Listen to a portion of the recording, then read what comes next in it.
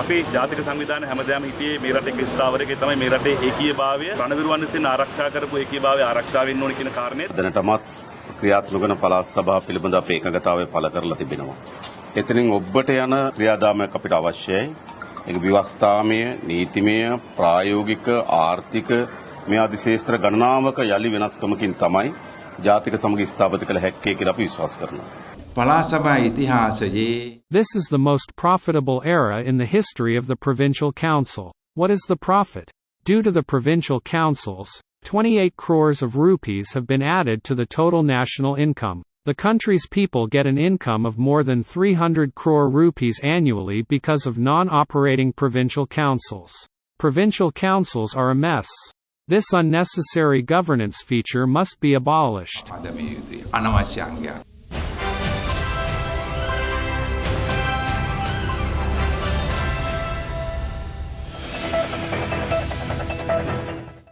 The Provincial Council system was established after the Indo-Lanka Accord in 1987.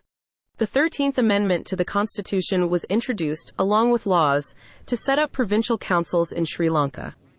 To implement the above, the government followed a two-step process. 1. Enabling enactment to the Parliament. In Sri Lanka, being a dualist country, local legislation is needed to give legal effect to agreements made by the executive internationally.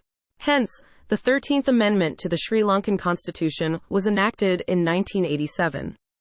2. Parliamentary Bill. The Parliament introduced the Provincial Councils Act No. 42 of 1987, which contains provisions related to the structures, processes, and procedures of the Provincial Council system as outlined in the 13th Amendment. This two-step process made the 13th Amendment an integral part of the Constitution, establishing the Provincial Council system as the second tier of governance in Sri Lanka since 1988. Because of these changes, the 13th Amendment is now a crucial part of our Constitution. This made the Provincial Council (PC) system an official part of our governance since 1988.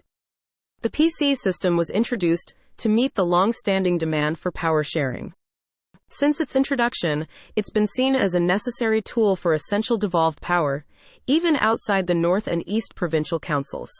Chief Ministers have requested more powers for local areas. To make the PC system a high-quality second tier of governance in Sri Lanka, it needs further strengthening. Unlike in India, many in the Sinhalese community are hesitant to decentralize power beyond the periphery. Also, most ethnic communities are reluctant to extend power beyond district boundaries to create a devolved unit at the provincial level. Despite this reluctance, giving more power to provincial units seems to be the practical way to meet the demands of minority groups and ensure development based on the right to development in Sri Lanka's multi-ethnic society. The main concern of the majority community in Sri Lanka about going beyond decentralized power is the fear that a full power-sharing model, where a province is governed by numerical minority communities, could lead to separation. Past governments have made many unsuccessful attempts at power-sharing models, and existing agreements have often not been put into practice. Various methods by successive governments have limited the powers of these arrangements, highlighting these challenges. Over the last 3 decades, the Provincial Council (PC) system in Sri Lanka hasn't threatened the country's unity, but it also hasn't met the initial expectations for devolving powers to the province. Criticism, restrictions, and obstacles in implementing the PC system reflect the same concerns and fears mentioned earlier. Despite past failures, having a devolved structure is seen as positive progress in the journey of power sharing. This existing system is firmly part of Sri Lanka's governance, eliminating the need for something entirely new. This evolving system can be improved through proactive engagement to create a meaningful power-sharing model that meets the needs for the devolution of power in Sri Lanka. In this process, the crucial part is to balance the political aspirations of the Tamils, Muslims, and Hill Country Tamils while addressing the concerns and fears of the majority community.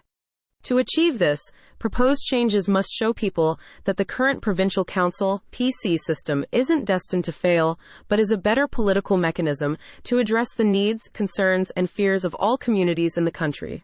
Some critics suggest getting rid of the PC system isn't the solution now.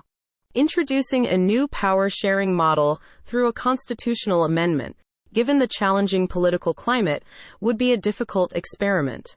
It could lead to another opening of a Pandora's box, with more problems rather than success in creating a meaningful power-sharing model. The current PC system is an extension of the executive presidential system to the periphery. It's a unique model where the executive delegates power to the province through statutes. In practical terms, the governor takes on roles like the chief executive, finance minister, and chief development administrator. This means the chief minister, board of ministers, and the council have limited roles in provincial political and development administration. Nonetheless, irrespective of these inherent setbacks in the structural formation of the provincial council system, still it can be contended that there is still room to improve the system, instead of throwing the baby with the bathwater, as it were.